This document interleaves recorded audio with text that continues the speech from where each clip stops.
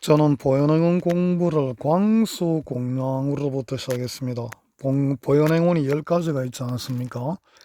근데 이제 저는 그 세 번째 하는 광수공량, 모든 일을 섬기고 모셔라, 널리 섬기고 모셔라 하는 그 부분부터 공부를 시작했어요.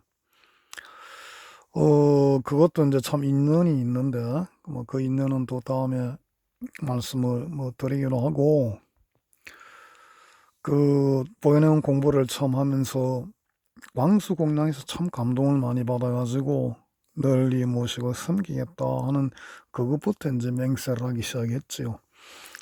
그러다가 이제 그 예경제불 첫 번째, 두 번째 칭찬을 이렇게 알게 됐는데, 이제 제가 광수공양을 하면서도 참 의문스러웠던 것이, 저는 이 보현행원 10가지 중에 광수공양이 제일 많이 와닿았습니다. 공부 처음에. 그래서 이게 본래가 우리가 이제 뭐 세 개든 다섯 개든 10가지 이렇게 항목을 낼 때 사실은 제일 첫 번째가 제일 중요하고 중요한 순서대로 보통 항목을 나열하지 않습니까? 뭐 안 그런 경우도 있겠지만은 대부분은 제일 먼저 나오는 것이 제일 중요한 항목이지요.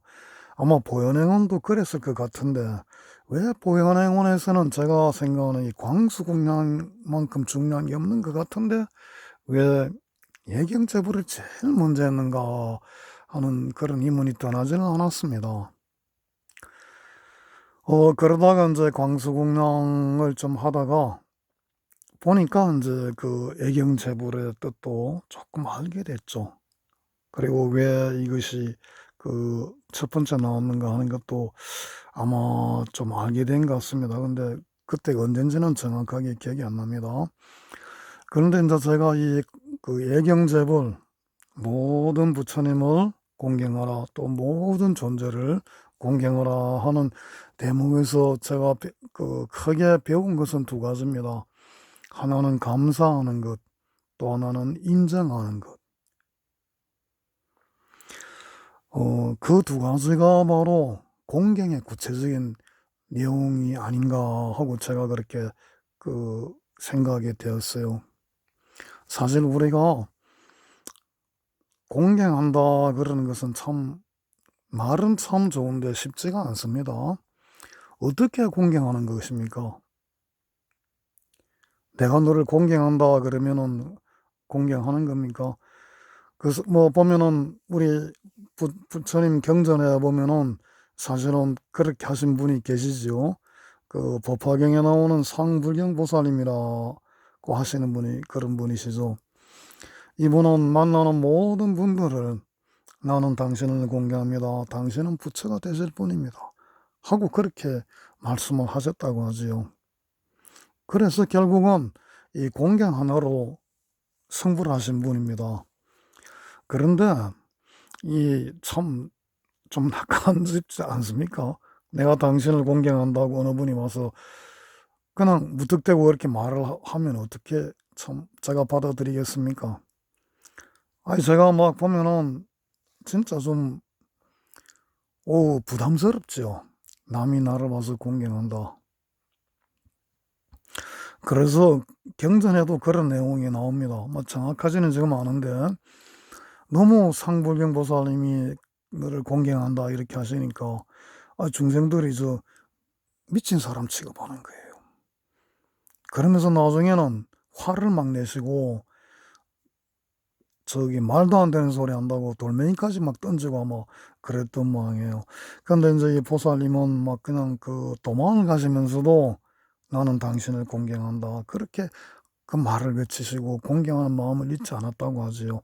그래서 결국 나중에 그 부처가 되십니다. 결국은 상부울경보살님은 보현행원의 공경하느로 부처가 되신 셈인데, 경전에 이런 이야기가 나올 만큼 이 공경합니다 말 자체를 한다는 것은 참 우리가 부담스럽죠. 또 어찌 보면 또 공경한다는 말을 공공연히 그래 한다는 것은 어찌 보면은 공경 안 하는 마음이 있기 때문인지도 모르지요. 이야기를 들어보니까 제가 고등학교 시절에 그 선생님 한 분이 생각이 나는데 아마 수학 선생님으로 생각이 됩니다. 저희들 한창 사춘기 들어가서 고등학교 1학년 여름방학으로 생각이 돼요. 여름방학이 끝나고 이제 그 선생님이 들어오시더니 첫 시간인데 방학 끝나고 굉장히 화를 내시는 겁니다.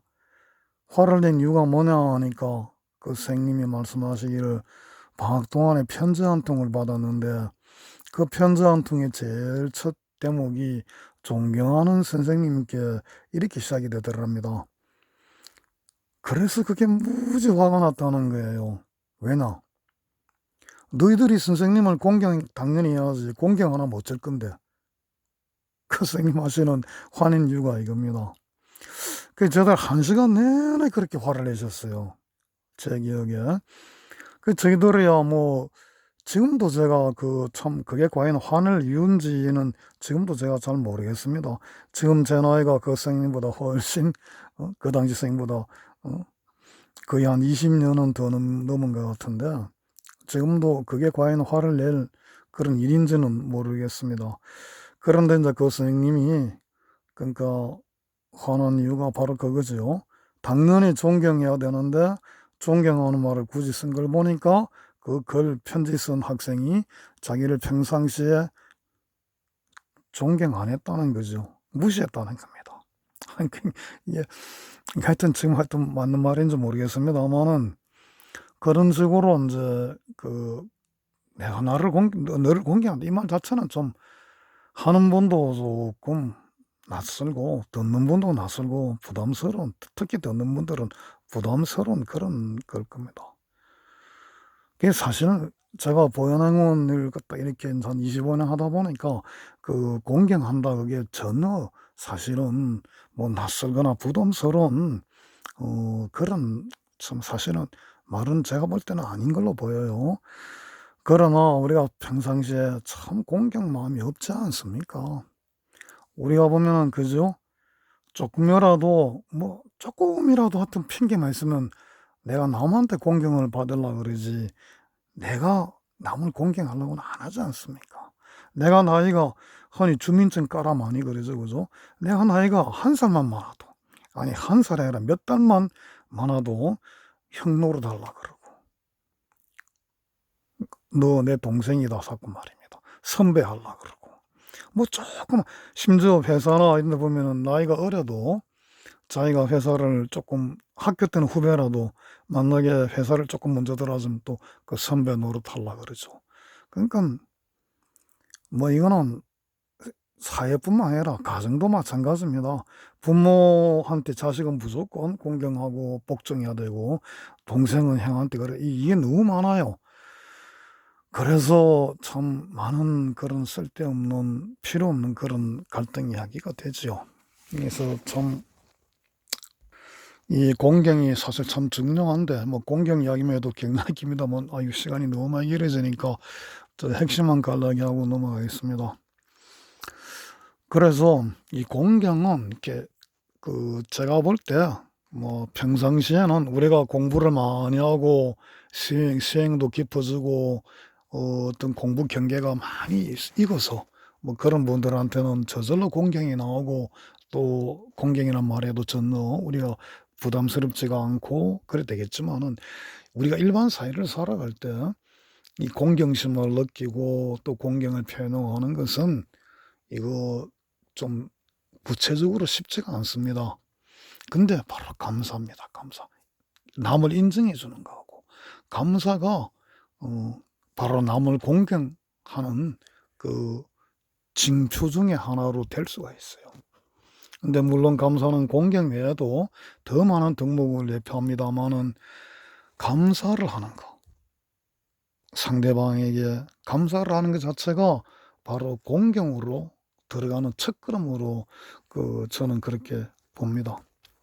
그래서 제가 보현행을 공부를 하면서 공경으로 가는 첫 번째 방법이 감사 이런 거를 인제 제가 배웠고 그리고 실제로 감사를 공부하다 보니까 상상하지 못했던 참 미처 생각하지 못했던 여러 인제 공덕이 나오는 것을 제가 경험을 많이 했습니다.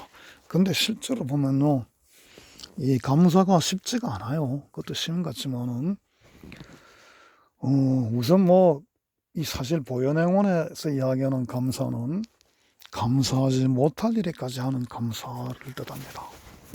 우리가 감사할 일은 당연히 감사해야 돼요. 그런데 보현행원의 감사는 감사하지 못할 일까지 감사하는 겁니다. 그러니까 세상 모든 일에 다 감사하는 겁니다. 그게 진짜 감사입니다. 보현행원에서는 그걸 가르치고 있어요. 근데 저는 이거를 일찌감치 좀 알았습니다. 이게 제가 무슨 뭐 거만해서 드리는 말씀이 아니고, 그래서 감사하지 못할 일까지 감사하라 하는 이야기를 자주 드렸죠. 근데 이게 사실 저도 참 안 됩니다. 지금도 안 됩니다. 그냥 막 갈등이 생기고, 실제로 우리가 살아가면서 여러 가지 그 어려운 일을 당하고, 막 진짜 우울한 일을 당하고, 특히 이러면은 감사가 안 됩니다. 막 그냥 싸우려 그러고, 응?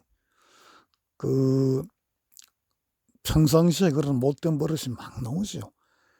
그 당연한 일입니다. 왜냐면 우리가 얼마나 많은 생을 감사하지 못하고 살았는데, 이거 금생에 그런 거 좀 배웠다고 해가지고 가르침 들었다 해가지고 우리의 그 정말 수많은 생 동안 쌓아왔던 그 버릇이 없어지겠습니까? 그래서 참 감사하지 못하고 많이 살았죠. 저도 지금도 그렇습니다만은. 그러다가 제가 올해 6월에 굉장히 큰 좌절을 만났어요. 굉장히 큰 어려움을. 지금도 그 어려움은 지속이 되고 있고, 제가 상처를 아직도 못 벗어나고 있어요. 그런데 근래에 와서 저를 둘러싼 모든 일들에 대한 참 끙끙 앓을 정도의 그런 그 고통인데, 그게 전부 좀 감사로 지금 제가 느껴지는 거예요. 이건 뭐 제가 뭐 조금도 가감 없이 드릴 말씀입니다. 저를 뭐 응? 자랑하거나 미워하는 그런 것 전혀 없습니다. 그런 마음은. 지금도 제가 잠을 자다가도 벌떡벌떡 일어나는 날들이 자주 있습니다. 막 잠이 안 와요. 저에게 닥친 일을 생각하면은 갑자기 막 심장이 막 뛰는 것 같고, 답답하고, 그냥 공포 불안이라 그럴까. 그게 자주 있습니다. 그런데 얼마 전부터 그런 일들조차도 그냥 감사로 다가옵니다. 감사로. 아무 생각이 없어요. 왜 감사한지, 뭐 내가 뭐 일부러 감사하다고 생각해야 된다는 건지, 뭐 이런 그조차 전혀 없습니다. 그냥 감사로 다가와요. 감사. 그 번뇌, 그 고뇌가 막 그냥 뜨거운 불길처럼 밀려오는데, 그냥 감사가 전부 그 불길을 덮어요. 언제부터인가.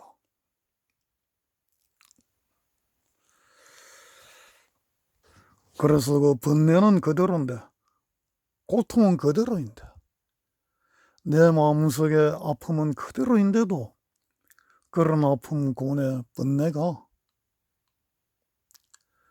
그냥 눈 녹듯이 이 감사의 물결 앞에, 그러니까 제가 막 괴로워하고 있는데 막 사방에는 오는 불길입니다. 사방에는 막 온통 그냥 그 고통이 밀려오고 있어요. 오는데 그도 저 고통 속에서 얼마나 불길이 뜨겁습니까? 막 그냥 저도 막 그냥 어쩌지 못하고 떠고 죽고 그냥 죽을 지경인데, 그냥 막 괴로워 죽을 지경인데, 어디선가 이 감사가 확 그냥 뭐랄까 기적처럼 나타나는 거예요. 구원의 손길처럼. 마치 관세음보살님이 나타나셔서 불길을 꺼주는 것처럼, 기독교적으로 말씀드리면 하나님이 주님이 오셔가지고 불길을 꺼주는 것처럼, 그 번뇌 불길 앞에서 불안과 고통 앞에 어쩔 줄 모르는 저 앞에 이 감사가 나타났어. 모든 불길을 다 꺼버리는 겁니다. 요즘 제가 그런 좀 세계를 겪고 있습니다. 그래서 오늘 이제 보현행원 25년 이야기 들으면서 드릴 이야기 무지 많습니다. 아주 무궁무진하게 많아요, 보현행원이 드릴 말씀은. 근데 오늘은 제 가슴에 이 솟아난 이런 감사에 대한 이야기를 조금 들어봤습니다. 그래서 오늘 보면은 이제 달이 상현달도 좀 지났네요. 보니까 좀 있으면 또 이제 보름이 올 텐데, 그러면은 이제 또 우리 절에서는 동안거에 들어가죠, 그죠? 10월 보름에 동안거에 들어가지 않습니까? 음력으로는 9월 보름이죠. 그래서 밖에 나가서 봤더니 참 달도 밝고, 우리 가을이라 그런지 날도 맑고 바람도 시원하고, 그리고 제 마음에도 저 달빛처럼 감사가 은은하게 비춰오고, 제 이 아픈 가슴에 이 감사가 환히 이렇게 그 물결이 이 아픈 나의 마음을 이렇게 다 이렇게 덮어주고, 이런 걸 느껴서 이제 그 말씀을 이제 드린 건데, 감사에 대해서는 또 다시 한번, 감사가 굉장히 중요한 덕목입니다. 그래서 또 다시 이제 말씀을 아마 드릴 겁니다. 감사하면 정말 감사한 일만 생기거든요. 근데 제가 그 마음만 들었지만은 실제로 감사하지 못할 일까지 감사가 잘 안 됐어요. 근데 요즘은 그렇게 좀 밀려옵니다. 오늘 녹음이 너무 길어서 또 이런 부분 나중에 말씀드릴 게 있으면 또 좀 보완드리기로 하고, 일단 여기서 녹음을 그치겠습니다. 감사합니다.